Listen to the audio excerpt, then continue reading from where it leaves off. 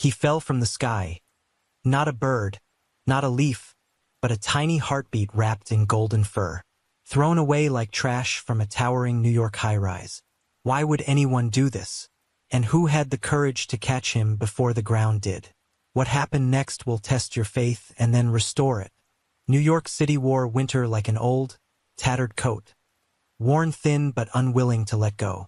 The sky over Brooklyn that evening wasn't filled with snow, just a heavy stillness, thick and expectant. It was almost midnight, and the city's pulse had slowed, quieter, watchful. Streetlights flickered over wet pavement. Taxi brakes hissed at intersections. From the 14th floor of a sleek Williamsburg high-rise, everything looked calm, deceptively calm. Inside apartment 14B, Olivia Carter sat cross-legged on the couch, staring at the soft glow of fairy lights along her balcony window. She was 28, already exhausted in a way sleep couldn't fix. Her frame was slender, her shoulders tight with tension. Thick black hair rested in a loose braid over one shoulder. She wore no makeup, not out of rebellion, but because she had long stopped trying to decorate something that already felt fragile. Her pale green eyes often drifted, not from boredom, but from habit, always scanning for danger before it arrived. Years of emotional wear had sharpened her instincts in ways she wished they hadn't. She worked as a lighting designer, stage shows, galleries, the occasional film set. She had a gift for creating atmosphere with soft glows and carefully placed shadows. But in her personal life, she struggled to shine light on truths she didn't want to see. And the truth was this.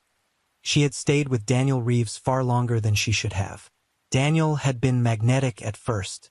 Early 30s, tall, broad-shouldered, with ice-blue eyes and a square jaw that made people assume he was trustworthy. He had a way of making you feel like the only person in the room. But beneath the charm was something sharp, something controlling. Over time, compliments turned into possessiveness. Questions became accusations. His anger turned cold, then violent. 3 nights ago, after he shattered a wine glass during an argument and called her worthless for the 3rd time that week, Olivia told him it was over. She hadn't seen him since, but she also hadn't changed the locks. That night, after spending hours debating what kind of soup to make, she finally decided to step out for oat crackers and almond milk from the corner bodega. Just a quick trip. And in her absence, the door she forgot to lock, swung open, inviting something darker than the night itself. Back inside the apartment, sleeping soundly in a wicker basket by the balcony, was Sam. Sam was a 10-week-old golden retriever, newly adopted from a shelter in Queens. He was the smallest of his litter, his fur the color of soft sand with a cinnamon swirl down his back. His floppy ears and oversized paws gave him a clumsy charm, and his big, round eyes studied the world carefully before deciding to trust it. Since the day Olivia brought him home, he hadn't barked once. He didn't need to. He simply followed her quietly, curled up at her feet while she worked, and nuzzled her side when she cried herself to sleep. Tonight, he lay nestled under a blue knit blanket, breathing softly, his tiny body twitching as he dreamed. He didn't stir when the front door opened. Daniel slipped inside like a shadow. His long wool coat trailed behind him, blonde hair slicked back with his usual precision. His jaw was clenched, fists tight at his sides. The apartment felt unfamiliar now. His photos were gone, his spare clothes removed, even the cologne bottle in the bathroom discarded. Everything had been erased, replaced by fairy lights. And a dog. A dog. That's what she chose over him. Moving slowly, he approached the basket. Sam shifted slightly, his tail wagging once at the familiar scent. He had never known danger before. He couldn't imagine it looking like this. Daniel reached down, not gently. He grabbed Sam by the scruff, as if he were picking up trash. Sam let out a startled yelp, but Daniel didn't pause. He stepped onto the balcony, walked to the edge, and let go. The small body disappeared into the cold. Daniel turned away without looking down. He shut the balcony door behind him and left. 5 blocks south, in the upper floor of an old bakery, a fire was dying out. Red lights flickered against wet brick walls. Smoke hung in the air, a thick haze where fire and fog had made a deal. Orrin Taverner moved through it with practiced ease, coiling the last of the hose with his thick, gloved hands. At 39, he carried weight, both the kind you could see and the kind you couldn't. Broad-shouldered, calloused hands, a face worn by experience rather than age. His hair, a reddish-brown dusted with early gray, was cut short. A pale scar trailed beneath his left ear, a quiet reminder from his army days, one he rarely spoke about. He didn't need to. Orrin wasn't one for attention. He showed up, did his job, and left. That was his rhythm. Even among his crew, he was the calm one. But behind those stone-gray eyes, something was always watching, waiting for the world to slip. As the last embers dimmed and the latter crew climbed down, Orrin removed his mask. He breathed in the sharp, bitter air, his breath curling in the cold as he stepped away from the truck for one final check of the perimeter. And that's when he saw it. Something falling. No plummeting. A blur of pale color streaking down from above, cutting through the darkness like a comet without a flame. He blinked, squinting against the night. It wasn't debris. It wasn't paper. It was moving. Alive. His instincts kicked in before his brain could process. He stepped forward, just one step, uncertain. The fall was too fast. No sound. Not yet. Just that blur of cream against the black sky, hurtling toward the earth. Something was falling from the heavens or from hell, and it was heading straight for him. Orrin's breath caught in his throat. He didn't know what it was, only that it was alive, and that no living thing should fall like that. His body moved before his mind could catch up. Years of war, years of fire, they had trained him for split seconds like this. The hose hit the ground. 3 long strides. A dive. The world narrowed to flashing red lights, cold air, and the sudden weight of something small and trembling in his arms. It wasn't debris. It wasn't a sack. It wasn't a bird. And it wasn't trash from a rooftop party.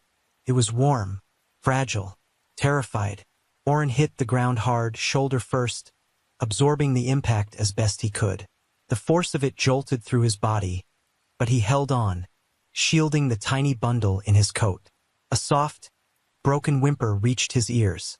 Slowly, Orrin sat up, ignoring the ache in his side.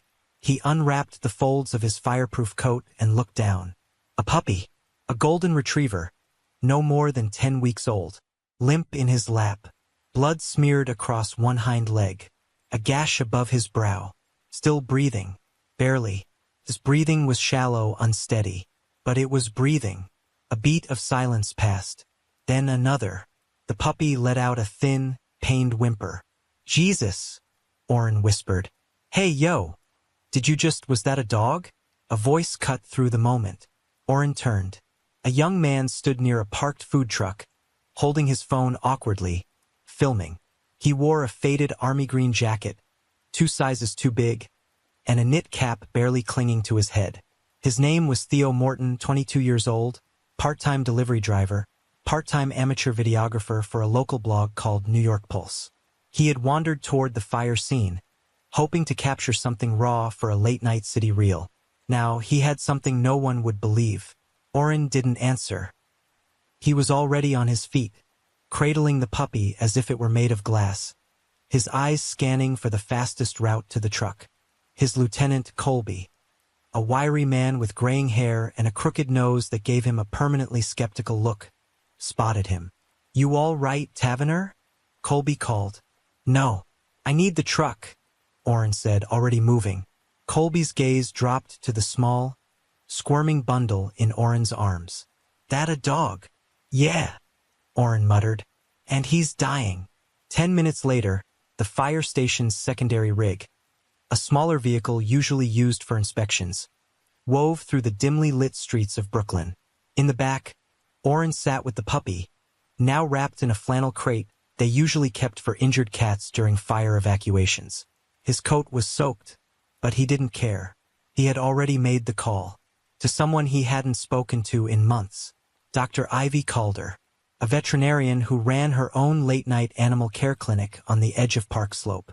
She was in her early 40s, short and practical, with a streak of gray running through her tightly curled dark hair, like a defiant scar. Ivy had the kind of voice that never rose in panic, even when life gave her every reason to scream. She had grown up in the Bronx, raised by her grandmother, and she never forgot what it meant to be needed by those who had no voice. She and Oren had once shared more than a professional connection. Years ago, before the fire station, before the scar. For 6 months, they had tried to make something work. But grief had made Oren unreachable. And Ivy, who had buried too many pets, too many people to wait around for someone to speak, had quietly let him go. Now, past midnight, their paths were crossing again. Because something small and helpless needed saving. Midnight, Ivy Calder stood at the entrance of her clinic, wearing scrubs under a wool coat, slippers instead of shoes. When Oren stepped out of the truck, the wounded puppy cradled in his arms. She didn't speak. She just opened the door and motioned him inside. Under the fluorescent lights, humming like tired bees, Ivy laid the puppy on a padded table. Her assistant, Malik, moved silently, gathering supplies. Tall and soft-spoken, with dark skin and perpetually sleepy eyes, Malik had only been working with Ivy for 6 months. But he was sharp, careful. Someone who never flinched at the sight of blood. Ivy examined the pup, her brow furrowing. He's got a fractured leg, possibly some internal bruising. No signs of spinal trauma. That scratch on his head is shallow, but he's definitely concussed. He fell, Oren said, his voice tight. I think from a building. Ivy looked up sharply. From how high? 14 stories. Maybe more. Her hand froze for half a second. And he's still alive? Oren nodded. Barely. Under the soft light, the puppy stirred, letting out another weak whimper. Ivy's voice softened to a whisper. You're a tough little thing, aren't you? She stroked his ear with a gloved hand. Outside, Theo had already uploaded the video. The clip lasted only 12 seconds. A cream-colored blur falling from the sky. A firefighter's sudden dive. The sound of impact. A shocked voice off camera. Oh my God! He caught it. Within an hour, the video had racked up over 60,000 views on New York Pulse. The title was simple. Firefighter catches falling puppy from the sky. The comment sections exploded with disbelief. Who was the firefighter? Where did the puppy come from? Was this even real? Back in the clinic, Ivy was finishing the temporary splint on the puppy's leg. We'll need x-rays to confirm the full damage, but he's stable for now, she said. Oren leaned against the wall, arms crossed. His clothes were damp, the scent of ash and adrenaline still clinging to him. He looked down at the puppy, now wrapped in gauze and a heating blanket, finally asleep. Does he have a name? Ivy asked. Oren shook his head. Not yet. Ivy adjusted the monitor on the pup's tiny chest. Well, he's got one hell of a story already. Maybe give him something fitting. Oren stared at the slow rise and fall of the pup's ribcage. The memory of that blur against the sky burned behind his eyelids. The weight of it.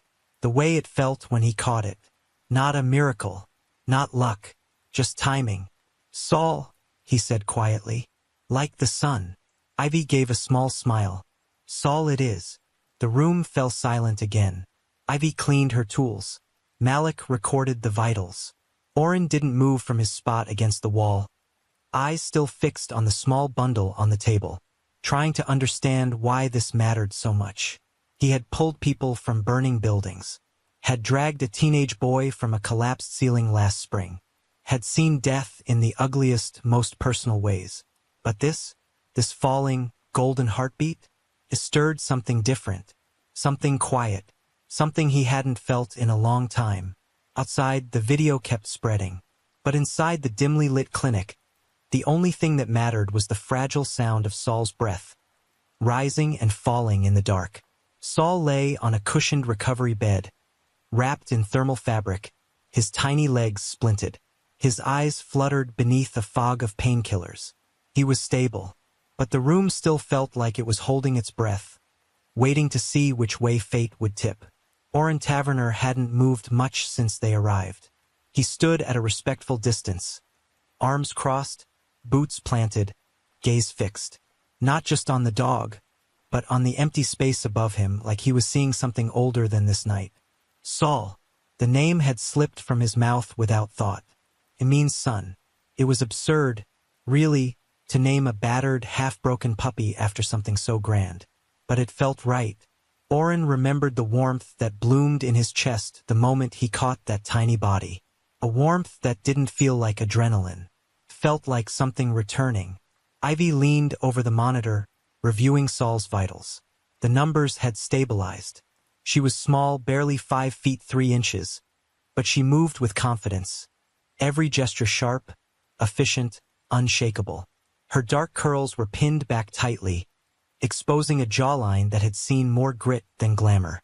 She didn't say much unless she meant it, which made what she said next hit harder.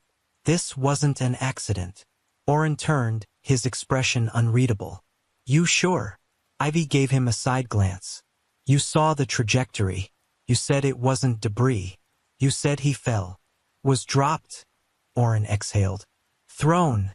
Ivy corrected. I didn't want to say it until I was sure. But yeah, he wasn't flailing like he slipped. It was deliberate, fast, direct. Silence. Then finally Oren spoke. Someone meant to kill him.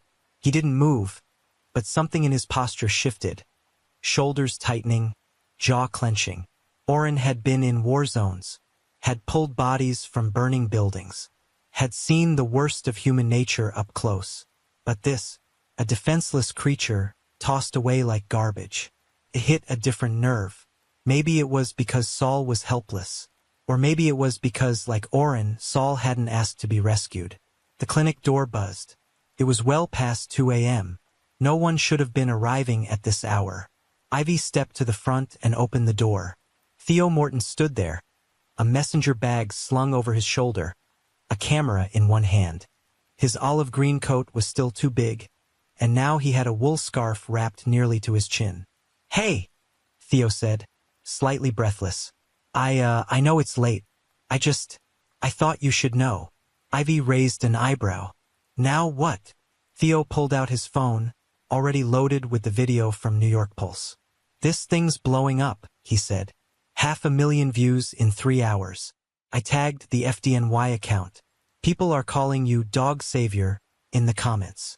Oren winced like the nickname caused him physical pain. Wonderful. Also, Theo hesitated. Someone messaged the blog. A woman said she recognized the dog. Said he might be hers. Ivy's eyes flicked toward Oren. She give a name? Oren asked. Theo nodded. Serafina. Left a number. She sounded, I don't know, shaken. Oren didn't respond right away. Serafina. The name sounded delicate. Too soft for a world that dropped things from the sky. He looked back at Saul. The puppy stirred slightly, let out a weak breath, then settled again. Theo lingered, waiting for something, acknowledgement, permission, maybe a quote. Ivy cut through the moment. Thanks for the info, she said curtly. He needs rest. So does the firefighter. This isn't a press conference. Theo blinked, then nodded quickly, stuffing his phone away. Yeah, totally. Sorry. Just wanted to help. He gave Oren an awkward thumbs up and slipped out into the night. The clinic fell quiet again. The door shut behind him with a soft click, like a seal locking everything back into place. Oren ran a hand through his damp hair. Serafina, he repeated. Then he looked at Ivy. You think I should call? Ivy studied him. You want to know where he came from? He looked down at Saul. Yeah. She nodded. Then you already have your answer. Before Oren could reach for his phone, it buzzed in his pocket. He glanced down.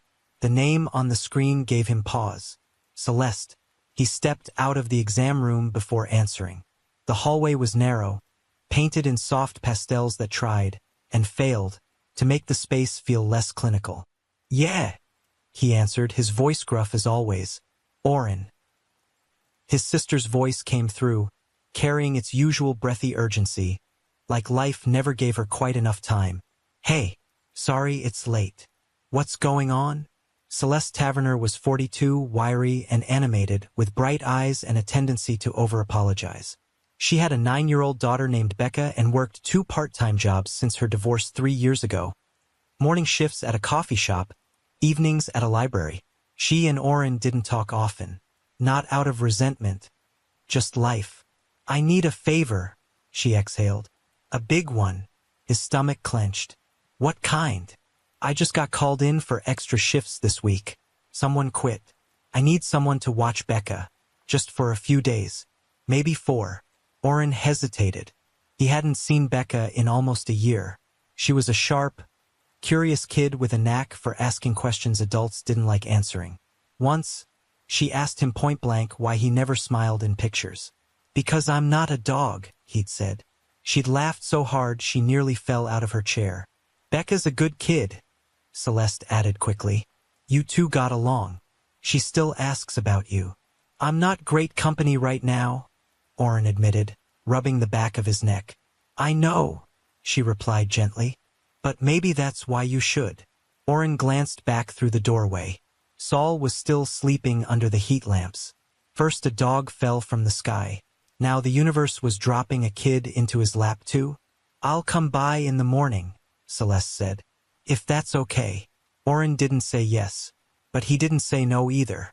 When he stepped back into the room, Ivy raised an eyebrow. "Everything all right?"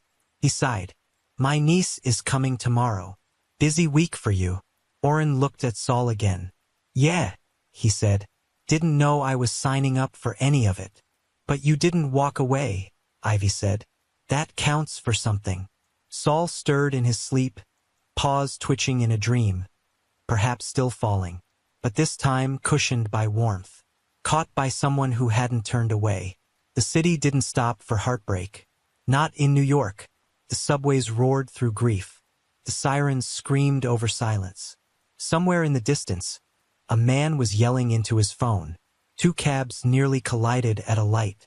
And on the 12th floor of a Williamsburg apartment, Serafina Lauren sat motionless. The buzz of her phone vibrated against a marble countertop that felt far colder than it should. She hadn't slept. Outside, the sky was turning a chalky gray, the kind of pre-dawn color that made everything look washed out. The living room, usually warm with soft lights and gentle textures, now felt like an empty film set. Her shoes were still by the door, her purse still on the floor. But something was missing, something central, something warm, something that had only just begun to matter. Saul. She had adopted him just a week ago. A chance decision, really. A quiet Sunday afternoon, walking past a weekend adoption booth outside the park. She hadn't even planned to stop. But then she saw him. A golden retriever puppy, small and soft-furred, curled in the corner of a crate, staring out with wide, questioning eyes. His coat was cream-colored, a cinnamon swirl tracing his spine. His paws were too big for his body, cartoonishly so. He didn't bark, didn't lunge like the others. He just watched. "He's the quiet one," the volunteer had told her. "A little nervous, but smart. Wants to understand everything before he trusts it." She had knelt beside the crate. Saul hadn't moved away. He just stared, steady, patient. And when she reached in, he didn't flinch. His small head pressed into her palm, like he'd been waiting. Now, 6 days later, he was gone. The door had been open when she came back from the store. No mess, no broken glass, just absence. Saul's blanket was still by the balcony door. His food dish was half full, but he wasn't there. And Dante was gone too. At first, panic had blinded her. She ran through the apartment, checked every room, even the dryer. Then came disbelief. Maybe he escaped. Maybe someone took him. But deep down, something darker pulled at her. Something colder. Dante still had a key. She hadn't changed the locks. He had never hit her. Not with fists, but with control. With words that sliced. With threats that lingered in the air like smoke. If he took Saul, it wasn't because he wanted him. It was because he wanted to hurt her. Desperate for answers, she had made a flyer, posted it across every local forum she could find. That was when she saw it. A trending tag. Dog savior. She clicked it without thinking. The video started mid-motion, shaky phone footage. A cream-colored blur falling from above, hurtling through the blackened sky. A firefighter sprinting forward, coat thrown aside. A dive. The sound of bodies hitting pavement. Shouts. Then silence. The camera zoomed in on what lay cradled in the man's arms. She paused the frame. Even through the grainy resolution, the details punched the air from her lungs. The cinnamon stripe, the two big paws, the tiny dark smudge on his left front leg. It was Saul. Her phone slipped from her fingers. Her knees buckled. She folded onto the floor, gasping. But the tears didn't come. Not yet. Her mind replayed the fall. His little body, tumbling through wind, helpless. No wings, no reason, just falling. Then, a memory, small, brief, piercing, their second night together. Saul had whimpered in the dark, unsure of the apartment, unsure of her. She had lifted him into bed, against her better judgment, wrapped him in an old sweater. He had stopped trembling the moment she placed her hand over his heart. That night she had been restless, memories of Dante's insults still echoing in her skull. She had turned away, tried to cry quietly, and then, a small, warm nose nudging the back of her neck. Once, unsure, comfort, but it had worked. She had whispered to him in the dark, "You're not just a dog, are you?" and laughed through her tears. That was only 5 days ago. Her phone buzzed. A message from Mika. A name. A location. Calder Veterinary Care, Park Slope. And a single line. "I think he's there." Serafina called immediately. Calder Veterinary Care, answered a warm, low voice, a professional male tone. "My name is Serafina," she said quickly, the words tumbling out. "I saw the video. The puppy. The golden retriever. They caught him. I think that's my dog. Hold, please." A click. Then a longer pause. Another voice came through, this one female, confident, measured. "This is Dr. Ivy Calder. Can you describe the dog for me?" Serafina's voice trembled, but she spoke without hesitation. "Golden retriever, 10 weeks old, cream fur, cinnamon stripe down his back, a black smudge on his left front leg. He's quiet, doesn't bark, startles at sirens." Ivy was silent for a beat. "That matches. He's here. He survived the fall." A wave of emotion cracked something loose in Serafina's chest. "Is he okay?" Ivy's voice was careful, gentle. "He's stable.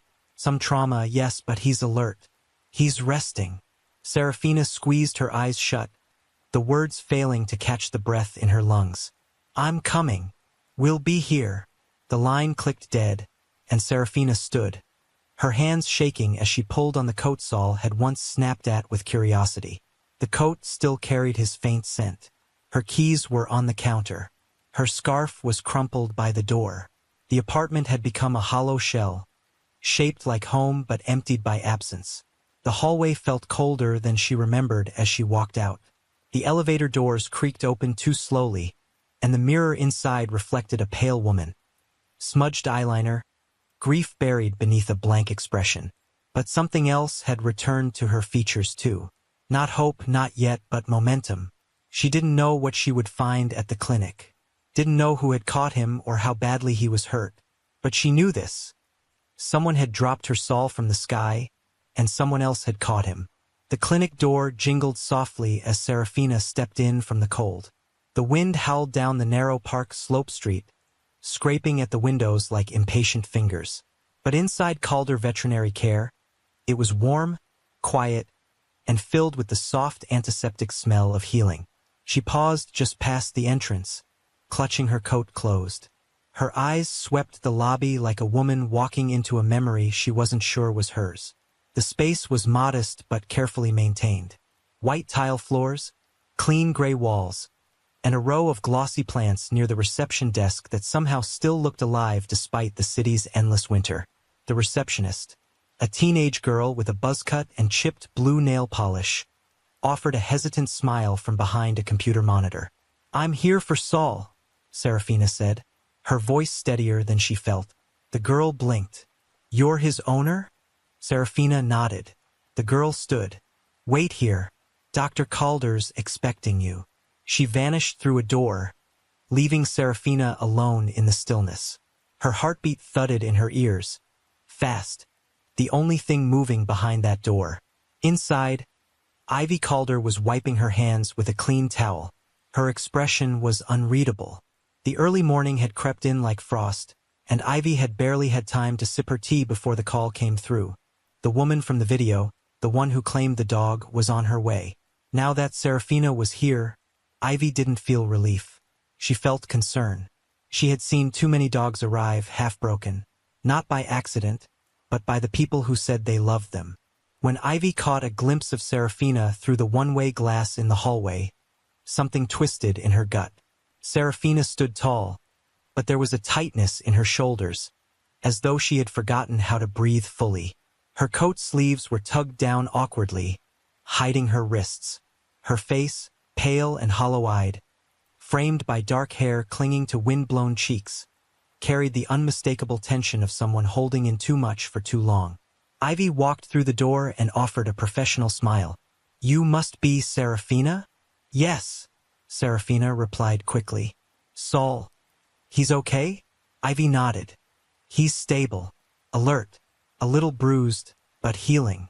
Better than expected. He's a tough one." Serafina's relief came in a sharp exhale, like air rushing through a cracked dam. Ivy tilted her head slightly. "You can see him," she said. "He's resting in the observation room." They walked in silence through the narrow hallway. Framed photos of former patients lined the walls. Smiling dogs, bandaged cats, even a rescued squirrel. Ivy opened the last door on the left. Saul lay on a padded recovery bed, wrapped in a soft fleece blanket patterned with tiny bones. His leg was still splinted, and his head rested on a rolled towel. When Serafina entered, his ears twitched. Then his eyes opened, blurry, wide. They locked on hers. "Soul," she whispered, stepping forward. The puppy let out a slow, aching whine. His tail stirred beneath the blanket, too weak to lift properly. But then he moved his front leg, scrambling against the padding, his body trying to rise. It was clumsy, trembling, painful, but determined. "Easy," Serafina said, her voice cracking as tears flooded it. She crouched beside him. Saul leaned into her hand as she stroked his head, letting out a deep, broken sigh that sounded like pure relief. His eyes glistened, not from pain, but from something else. Something animal, ancient, and deeply familiar. Recognition. Ivy watched from the doorway, her expression softening. "I missed you," Serafina whispered. "I'm so sorry. I didn't protect you. I didn't." Her voice broke, and she buried her face in the blanket beside him. Saul pressed his nose to her arm. The reunion pierced something in Ivy that she hadn't expected. Years of late-night emergencies and quiet farewells had hardened her against most displays of emotion. But this small miracle knocked gently at the doors she usually kept shut. Ivy stepped back into the hallway, giving them privacy. Oren Taverner was leaning against the opposite wall, arms crossed, his expression unreadable. He had arrived earlier to check on Saul before heading home to clean up, but when he heard Serafina was coming, he stayed, now watching her from the shadows of the hall. He felt something shifting in his chest. She wasn't what he had expected. She didn't carry anger or excuses, just a raw kind of grief, the kind that didn't care who was watching. "She loves that dog," Ivy said softly, joining him. Oren nodded once. Ivy glanced up at him. "Did you see her arms?" "What?" Her voice dropped lower. She kept pulling her sleeves down. "I caught a glimpse. Purple bruises. Fresh. Circular. Fingers." Oren didn't react immediately, but his body tensed. "I'm guessing this wasn't just about the dog," Ivy said. "And if she's living with someone who'd do that to a 10-week-old puppy, I don't think Saul was the only one in danger." Oren's jaw clenched. He had seen bruises like that before, on civilians in war zones, on women pulled from burning apartments. The kind that weren't accidents. Has she said anything to you? Ivy asked quietly. Ivy asked, Did she say anything? No, Oren replied, his eyes still on the room. Not yet. Ivy exhaled slowly. If you talk to her, just be careful. She's cracked down the middle. One hard word, and she might shatter. Inside the room, Serafina remained crouched beside Saul, whispering soft promises into the folds of his blanket. Her hands never left his fur. In the quiet warmth, the worst of the storm seemed to pass, but outside, real life waited, icy and impatient. Oren pushed off the wall without a word, walking toward the exit. Ivy didn't stop him. Some conversations had to wait for the right wind, and some wounds didn't speak until someone was brave enough to listen. The wind had picked up by the time Serafina stepped out of the clinic. Saul wrapped in a thick blanket and nestled in her arms. The cold bit through the city like it had claws, scraping down streets and across rooftops, making people pull their scarves tighter, move faster, speak less. But Serafina wasn't moving fast. She walked slowly, deliberately, as if her steps were trying to find solid ground in a world that had cracked beneath her feet. Oren stood by the curb next to a dusty red Jeep, the kind of car that had seen more than its share of winter salt and rust. He held the passenger door open, one hand resting lightly on the frame, his eyes sharp and steady, locked on her face. Not with pity, but with a question he hadn't asked yet. You sure you want to do this now? He asked, his voice low. She nodded. I need to talk to someone who believes me. He didn't press her, just nodded once and stepped aside, waiting for her to climb in before closing the door behind her. The car's interior smelled like coffee, leather, and faint traces of smoke from old fires. It was surprisingly clean, organized. Even a photo clipped to the visor showed Oren in full uniform, standing beside a man who looked like his twin but younger. Both of them grinning, sunburned and alive in a way he didn't seem now. They drove in silence until they reached a side street near Prospect Park. It was quiet, lined with brownstones and bare trees bowing under the weight of the wind. Oren pulled into a parking spot and turned off the engine. Celeste is stopping by later to pick up Becca, he said. We'll have a couple of hours. Serafina didn't ask who Celeste was. Her eyes were fixed on Saul, who now stirred slightly, his nose twitching beneath the blanket. She adjusted it with the kind of care only guilt could teach. Inside the apartment, Oren led her into a modest living room. The space was simple. Dark wooden floors, neutral walls, a couch that had seen years of use. A few photos lined the mantel. One of a young girl with curly hair missing her front teeth. Another of Oren and a large black dog with a white patch on its chest. The dog's name, Serafina would later learn, was Ranger, Oren's old military K9, who had died in a warehouse fire 2 years earlier. His absence still lingered in the corners of the room. Serafina sat on the couch, Saul in her lap. She looked smaller here, more folded into herself. Her eyes were glassy but not yet broken. Oren set 2 mugs of tea on the coffee table, no sugar, no milk, just heat. Ivy said. He began. You might want to talk. She nodded, wrapping both hands around the mug like it was an anchor. The words didn't come easily, but once they started, they came in waves. She told him about Dante, about the way his compliments slowly became critiques, how his laughter began to carry an edge instead of warmth, how he isolated her from her friends, made her second-guess herself until she no longer knew which parts of her belonged to him and which were her own. She spoke about the first time he yelled, the first time he slammed a door hard enough to shake the walls. Then finally, she told him about the night he locked her in the bathroom. I thought I was losing my mind, she said, her voice barely a whisper. And then Saul. He just laid there outside the door all night. He didn't even bark. He just stayed. Oren sat across from her in a worn armchair, elbows on his knees, hands folded. His expression remained unreadable, but something in his eyes darkened. I thought leaving would be enough, she continued. I told him it was over. I never thought he'd. She couldn't finish. Oren's voice was quiet but firm. Dante's a predator, and he's not done. Serafina met his eyes for the first time. You think he'll come back? Oren nodded. Not if, when. The silence stretched between them, thick and heavy. I can take you somewhere safer, he said. Just for a few days. Somewhere he won't expect. Serafina hesitated.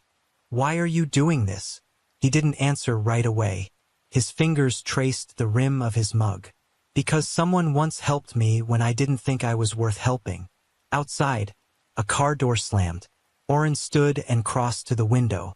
That's Celeste, he said. You'll like her. Celeste Taverner entered the apartment with a gust of perfume, laughter, and wind. Petite and round-faced, with caramel-colored curls and a quickness to her step. She always seemed just a few minutes behind, but determined to catch up. She wore a heavy coat over a bookstore sweater and carried 2 tote bags overflowing with snacks and coloring books. Sorry, I know I'm early, she said, her voice warm as she took in the scene. Becca's practically vibrating out of her skin this morning. She's waiting in the car. But her eyes landed on Serafina, and she stopped mid-sentence. Serafina stood instinctively, cradling Saul in her lap. Celeste's gaze dropped to the puppy, then back to Serafina. The pieces clicked in her mind faster than anyone expected. Her expression shifted from surprise to curiosity, and finally to something gentler. I didn't realize we had company, she said softly, stepping forward. Serafina gave a faint smile. Just for a little while. Celeste looked at Oren, then back at Serafina. Well, it's good to see someone in this place besides the ghosts and burnt coffee. Oren chuckled behind her but said nothing. Celeste turned toward the kitchen, then leaned closer to her brother. She's the reason you've been staying up, she whispered. And the reason the dishes are done. Oren rolled his eyes but didn't respond. Celeste left after 10 minutes, promising to bring soup the next day and not ask too many questions. As she walked out, she paused one last time at the door. You're not alone anymore, she said to Serafina. And that counts for a lot more than people think.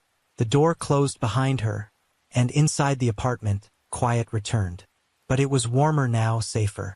Serafina leaned back into the couch, her eyes fluttering shut for a moment. Saul shifted in her lap, letting out a long, contented breath. In a back room of the clinic, Ivy sat at her desk, phone pressed to her ear. Yes, she said, her voice steady. This is a veterinarian in Park Slope. I'd like to report a suspected case of animal cruelty and possible domestic abuse. Her voice didn't shake. She had made calls like this before, but this one felt different. The fight went still. Oren's knee pressed harder into the small of Dante's back, pinning him to the cold concrete. Dante struggled for a moment, chest heaving with the effort, but his body was already starting to slacken in defeat. His face was flushed with rage, but there was no more fight in him. Not now, not against someone like Oren. The sirens grew louder in the distance, a reminder that backup was coming, and with it, the weight of everything Dante had done. Frankie stood a few feet away, his phone still held high, capturing the entire scene. The camera on the firehouse surveillance system had already gotten more than enough. This wasn't just a confrontation. It was evidence. Oren leaned in closer, his voice low, each word a promise of what was to come. You don't scare me, Dante. Not anymore. Dante's eyes flashed, a mixture of panic and defiance, but he didn't speak. The fight was gone. Oren let the silence hang for a moment before he spoke again. Louder this time. You're not going anywhere. Not until the cops get here. Frankie looked at Oren, his eyes wide. You sure you want to wait for them to handle this? He asked, his voice tinged with curiosity and a hint of admiration. Oren's gaze never wavered from Dante. This is bigger than just me. The words settled into the cold air around them, hanging like a challenge, an unspoken promise of what would happen if someone didn't step in. Oren's hand stayed firm on Dante's arm, keeping him grounded, making sure he didn't try to lunge again. Dante let out a sharp breath, eyes darting around, as if looking for an escape that wasn't there. She's weak, he spat, voice full of venom. She. Oren tightened his grip on Dante's wrist, his patience thinning. I don't care what you think about her. You don't get to hurt her anymore. The sirens were almost there, and Oren knew this would end with Dante in handcuffs. But the satisfaction wasn't there. Not yet. There was still too much left unsaid. Too many things Dante had taken that couldn't be returned in a single arrest. Behind them, Serafina was still asleep, still trusting in the safety Oren had promised her. The weight of that trust hung heavy on him. He wasn't going to let her down. Not now. Frankie, still standing by the door, spoke again, this time more seriously. You think she's safe here? He asked, his voice almost somber. Oren didn't answer right away. He could hear the sirens, could hear the footsteps of cops closing in, but his thoughts were on Serafina, on Saul, on the fragile calm that had settled in since she'd arrived at the firehouse. She was safe now, but only for as long as it took for someone like Dante to realize just how far he would go to keep control. He glanced back at Frankie, his tone hardening. She's safer than she was with him, and that's enough for now. As the sirens drew closer, the scene shifted from one of confrontation to one of resolution. The cops would take it from here, and Oren would make sure they had everything they needed. But the real work, helping Serafina, had already begun. Fought, his tail wagging furiously. Serafina smiled as she watched him from the window, the small scars on his body already beginning to fade under the passage of time. The world outside was still cold, still wrapped in winter's grip, but inside, warmth was slowly returning. She had come a long way in such a short time. The bruises on her arms had faded into soft yellow patches, reminders of a battle she would never forget. But the pain was easing, little by little, as she focused on something new, something to fight for. The door creaked open behind her, and Oren's voice broke the quiet. He's got more energy than I've ever seen in him, he said, a soft chuckle in his voice. Serafina turned to him, her eyes meeting his with a quiet understanding. He deserves this, she said, her voice steady. He deserves a chance to be just a dog. No more fear. Just this. Oren nodded, his gaze softening. He had seen her change over the past few weeks, seen her find pieces of herself that she had long buried. He wasn't sure when he'd crossed the line from just offering shelter to something deeper, but he didn't mind. The way things were moving, the way they were all starting to heal, was something he hadn't expected, but something he now wanted to protect. As she turned back to watch Saul play in the snow, a new kind of quiet settled over the room. The tension of the past few months, the uncertainty, the fear, slowly began to dissolve. Outside, the snow continued to fall, layering everything in white. Inside, there was a small spark of something else, something good, something hopeful. It was the beginning of something new, a chance at healing not just for Saul, but for Serafina as well. For them both. I'll let Ivy know about the fundraiser, Oren said, breaking the silence. It's a good cause. Serafina nodded, her voice quiet but resolute. We'll help. For them. Her gaze returned to Saul, who had just managed to pounce on a pigeon, his excitement almost contagious. He stood there, tail wagging like crazy, his eyes proud, a small victory in his bright, curious eyes. For once, he was no longer defined by the pain he had endured. He was simply a puppy, exploring the world around him, taking joy in the little things. It was the start of something new for both of them, a chance for second chances. And sometimes that was all anyone really needed. A snowball with his paws, his tongue out in playful concentration. But he's been good for me, Oren added after a moment, his voice quieter. Saul, he doesn't ask for much, just companionship, trust. And I've learned, maybe a little too late, that I don't have to carry everything by myself. Serafina watched the dog, the way he tried to bat at the snow, determined and innocent. There was something in the simplicity of his actions, so unguarded, so willing to trust again, despite everything. It made her heart tighten, but in a way that wasn't entirely painful. She looked back at Oren, his face softer than she had ever seen it. The sharpness that used to define him, the distance he kept from others, was gradually being replaced with something more human, more open. And it was not just from Saul's presence. but from the space Serafina had unwittingly occupied in his life. "I think he saved me, too," Serafina said, her voice barely above the wind's whisper, yet it carried truth. "Not just because he's my dog, but because he gave me something to care for again.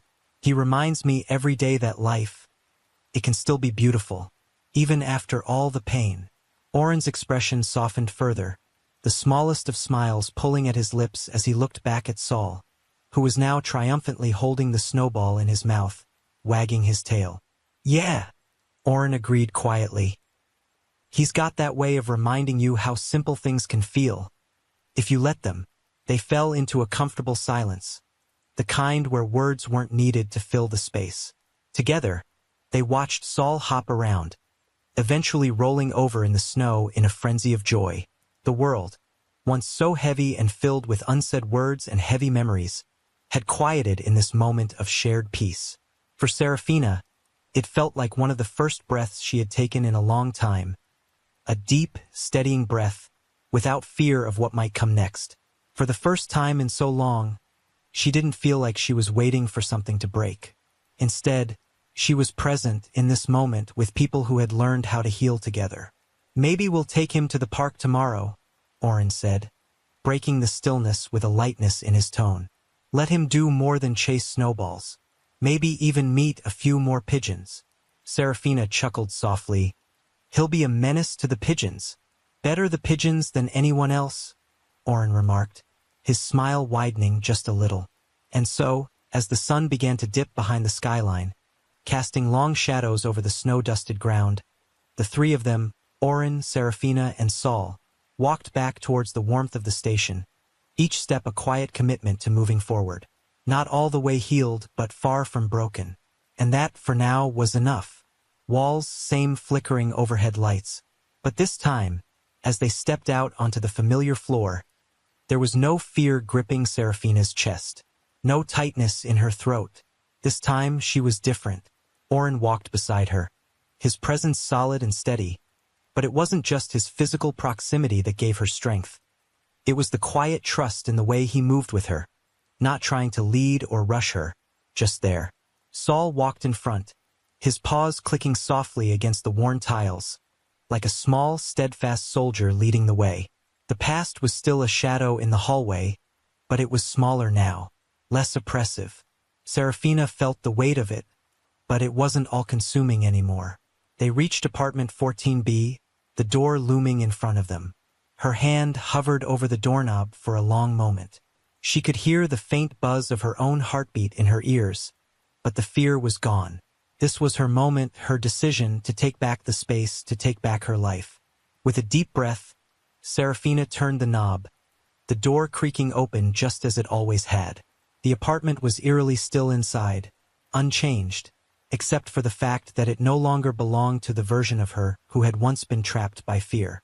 She stepped over the threshold, Saul immediately trotting in behind her, sniffing the familiar scent of their former home. Oren lingered at the doorway, watching her closely, giving her the time she needed. "I think it's safe now," she said quietly, her voice not quite as steady as she'd hoped, but firm nonetheless. The space was still familiar, the cluttered counter, the worn couch that had seen countless nights of stress and heartache, the window where she had spent hours staring out at the world she felt disconnected from. But this time the room felt different, felt like the memories had been left behind. They no longer had the power to pull her back into the darkness. She looked around, the room not a prison but a past, and she realized just how far she had come. From the terror of that night, to the pain she had carried with her, to this moment where she stood, grounded and whole. Saul looked up at her with those bright, trusting eyes, and Serafina couldn't help but smile. "I'm not afraid anymore," she whispered to no one in particular, just the walls that had once trapped her. Oren, still standing in the doorway, finally stepped inside, his gaze soft but understanding. He didn't need to say anything. He didn't need to fill the space with words. This was a moment of healing, a quiet kind of victory. Saul wagged his tail, sensing the shift in the air. Serafina let out a deep breath, and it felt like the first real breath she had taken in years. For the first time, she knew it was okay to let go. The apartment was still a part of her, but it didn't hold the same power anymore. She had a new life now, a new foundation, and it was one that was still being built. Together, with Oren and Saul by her side, she stepped into a future that didn't feel like a continuation of the past. It was something new, something stronger, something hers. And in that moment, with the quiet hum of the city outside and the warmth of their presence filling the room, Serafina felt the last of the weight fall away. Off the polished wooden floors, casting a warm, inviting glow over the room. The scent of fresh paint mixed with something earthy. Dog fur, maybe, or the lingering presence of new hope. Serafina paused in the doorway, taking it all in. This place, this space was hers now. No ghosts of the past lingered here, just the soft hum of life unfolding, full of possibility. Oren stood beside her, a quiet smile pulling at the corners of his mouth. He didn't need to say anything. They both knew the weight of the moment. This was where they had chosen to rebuild, where they could finally take root after everything that had fallen apart. Saul trotted ahead, his paws light on the floor, the bounce in his step signaling the beginning of something new. The shelter's walls, adorned with colorful flyers and a few photos of rescued animals, felt alive in a way Serafina had never imagined. This was her new chapter, a place for healing, not just for animals, but for her, for Oren, and for all the people who would walk through these doors looking for second chances. A group of volunteers worked quietly in the back, setting up cages and preparing the donation table. The energy was contagious. There was no rush, no chaos, just a steady, meaningful hum of work being done. Ivy, ever the organizer, was already in the middle of the room, smiling at the sight of them. "You made it," she said, her eyes lighting up when she saw Serafina. "I was just about to send someone to look for you." Serafina smiled back, stepping inside fully, letting the door close behind her. Saul, of course, had found the nearest corner to settle in, his tail wagging as if he had already claimed the space as his own. "Everything looks perfect," Serafina said, glancing around at the cozy yet professional setup. It felt like a space that could grow, could stretch and bloom in its own way. "We're ready," Ivy said, her voice soft but confident. "This is just the beginning. I can feel it." And she was right. For the first time in a long while, Serafina felt like she had the strength to take on what came next. The work would be hard, the road still long, but she wasn't walking it alone anymore. As she moved further into the room, Oren joined her, his quiet presence grounding her once more. Saul padded alongside them, his presence a constant reminder of how far they'd all come. Together, the space felt right, like it had been waiting for them to find it, to breathe life back into its walls.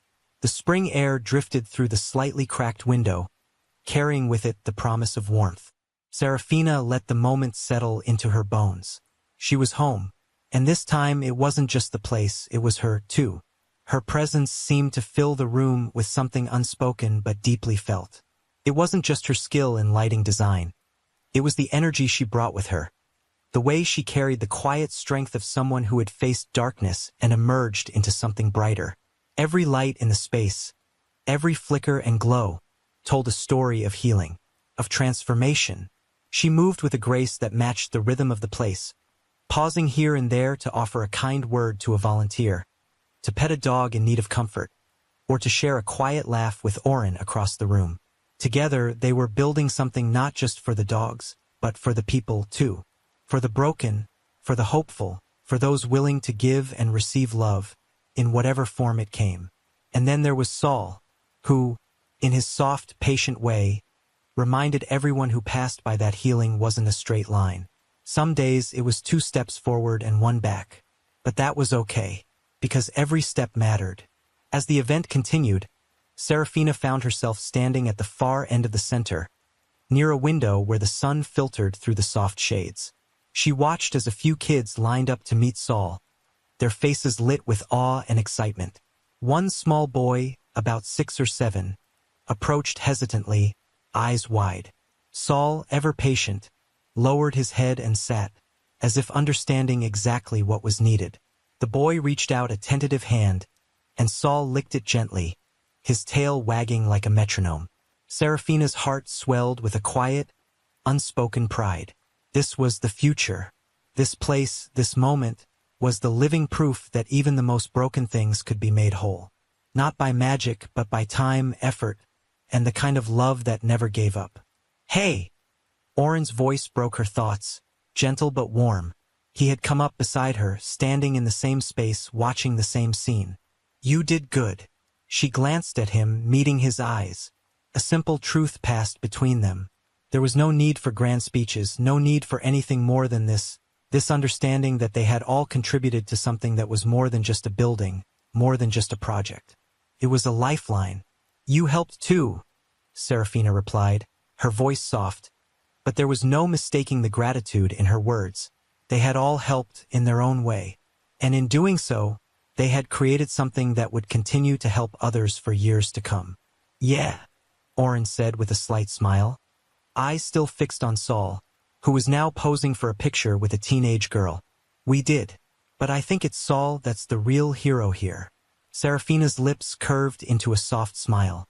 "Yeah, he's been a hero all along." The sound of laughter and barking filled the air around them, blending with the soft strumming of the guitar from the courtyard.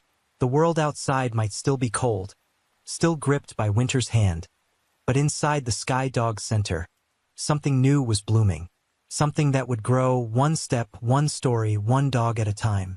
And for the first time in a long while, Serafina felt like the world was a little more whole, too.